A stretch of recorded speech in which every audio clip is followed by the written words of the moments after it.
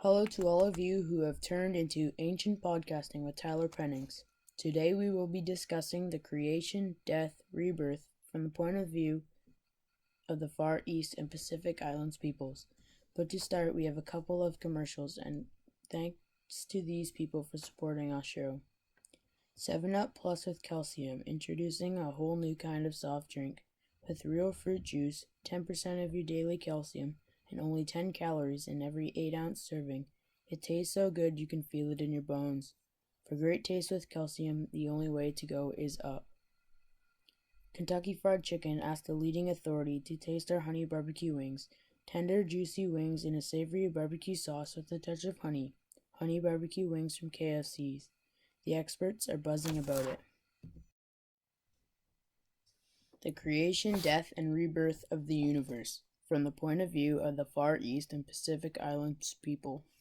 The world is created, destroyed, and recreated in an eternal repetitive cycle. It continuously moves from one Maya Yuga, or Great Age, to another, with each lasting for 4,320,000 years. Each Maya Yuga consists of a series of shorter yugas, or ages, each of which is morally worse and of shorter duration of the age that came before it. In the beginning of each Maya Yuga, there is a Krita Yuga. It is called the Age of Moral Perfection, a bright golden age on earth. The great god Vishnu, in his form of Dharma, the grandfather and the creator of the world, is a persistent god of Dharma. He walks steadily and securely on all 4 feet. The Krita Yuga lasts for 1,728,000 years. During this time, humans need no shelter, whether they live in the mountains or by the sea. They were gift-giving trees that abundantly provided the humans with all their necessities. In this time period, everyone is born with perfect and happy lives. They were confident, content, unselfish, and lived beautiful lives.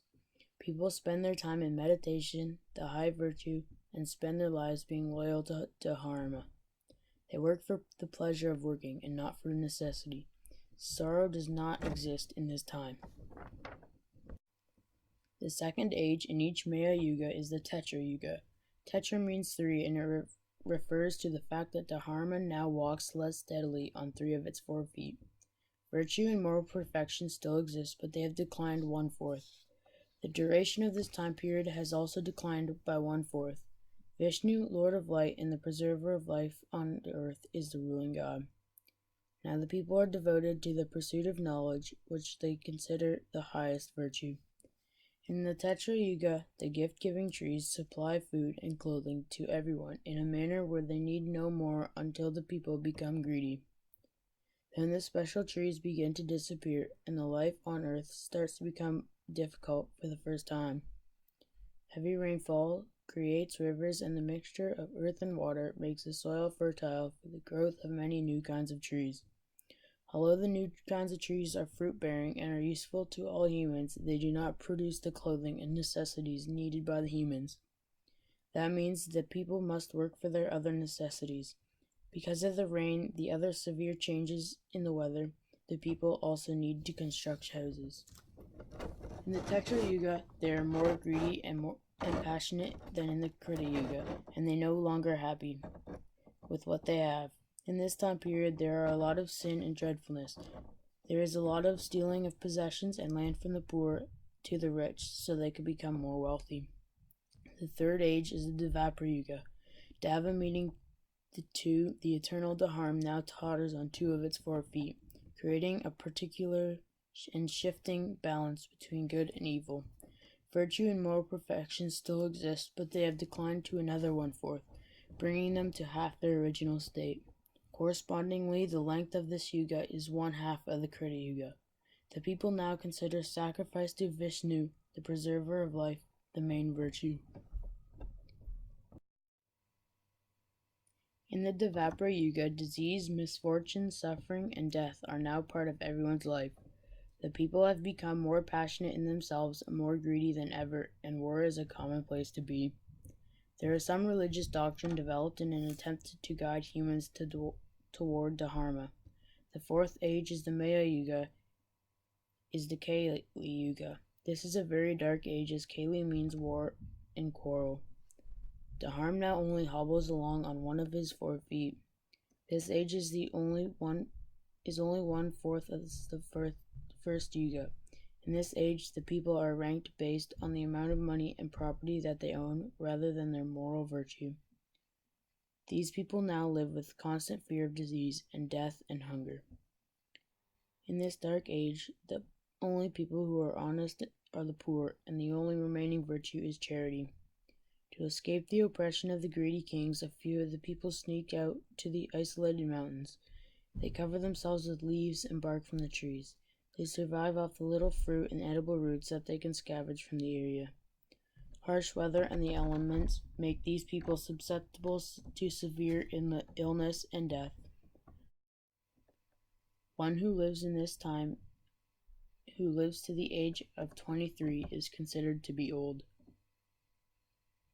Part 2. The Destroyer of Life and Death. At the end of 1,000 Maya Yugas, one day in the life of the world, the great god Vishnu will take on a form and will destroy all signs of earth. He will usher in one night, a period lasting one day. He will do this in these steps. First, he intensifies the sun's rays for 100 years. There is a massive drought in the 3 worlds. Earth, heaven, and the underworld will burn up with fire. No living creature will survive. Then he blows in a huge storm cloud with lightning and thunder. For 100 years, rain will fall, flooding the 3 worlds. All the other gods will be destroyed, leaving only Shiva-Ruta. But luckily, before the floods, a huge golden egg appears. This egg is full of seeds and of all forms of life. The egg floats safely on top of the waters of the boundless ocean. Lastly, the Shiva-Ruta brings a dying wind that will blow for 100 years. After all the water is gone, he falls asleep for 700 years. At the end of 700 years, Vishnu will awaken and lotus flowers will grow from his navel. From the lotus flowers, Brahma comes in. The lotus flowers become the foundation for the new world. Brahma will crack the egg and start recreating the earth. First he creates water, fire, air, sky, and earth. Then he creates time. Then he creates gods, demons, and humans. Finally, he creates plants and animals. From his mouth he creates goats, from his chest sheep, from his stomach cows, from his arms and legs antelope, buffalo, camels, donkeys, elephants, and other animals. From his feet, horses, plants from his hair. This then starts the next period of 1,000 Mega Yugas, and the whole cycle will start again. Time for the analysis, everybody. What does the myth and any other extra research that you have done reveal about the culture's worldview? The culture's worldview is very different than the Christian view. The Christian creation is a one-time thing. The creation in this myth is a repetitive cycle with 4 main stages in the Krita Yuga: the Tetra, the Dvapara Yuga, and the Kali Yuga, and the Krita Yuga. This goes against our Christian thinking of God creating the world one time perfect, and the man bringing sin into it and destroying it. When God returns to judge us, he will do a perfect job and will not need to recreate it like this myth. There's a slight hint of the truth in the creation according to the myth. This creation was perfect to start, just like the creation in the Bible. They eventually fall into sin after a short time. In the Kali Yuga, there's a series of evil kings that corresponds with the Bible. There are several kings in the Bible who are evil and wicked and taxed the people way more than they should have. What does this myth have in common to the myths that we have read in class? I don't think that any of the characters in this myth that we read in class are the same, with the same names. I think the creation of New Zealand, there were many differences, but one main thing is they were both mainly controlled by one god. The creation account of Greek mythology has a very gruesome way of creation. One of the gods continually ate all of his newborn children until he was tricked.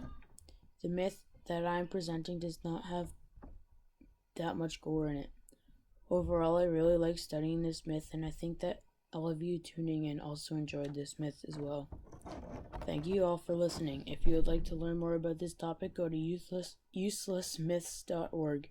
On the next episode, we will be talking about Norse mythology.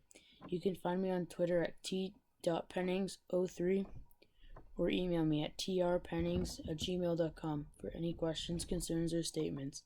If you want more, subscribe to our podcast on YouTube. Thanks to all who are tuned in.